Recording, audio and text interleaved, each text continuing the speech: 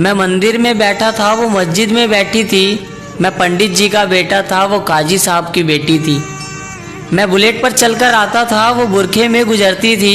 मैं कायल था उसकी आंखों का, वो मेरी नज़र पर मरती थी।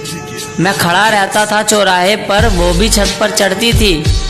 मैं पूजा कर आता था मज़ारों की, वो मंदिर में नमाज पढ़ती थी।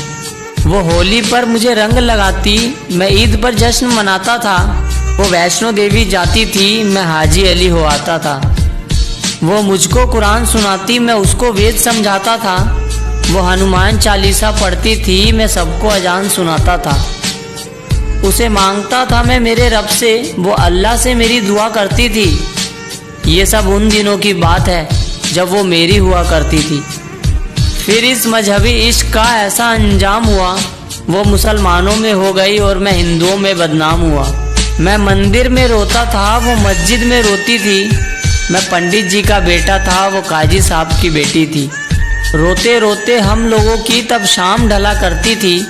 अपने अब्बू से छुपकर वो मस्जिद के पीछे मिला करती थी। मैं पिघल जाता था बर्फ सा, वो जब भी छुआ करती थी। ये सब उन दिनों की बात है जब वो मेरी हुआ करती थी। कुछ मजहबी कीड़े आकर हमारी दुनिया उजाड़ गए। जो खुदा से न हारे थे, वो खुदा के बंदों से हार गए। जीतने की कोई गुंजाइश न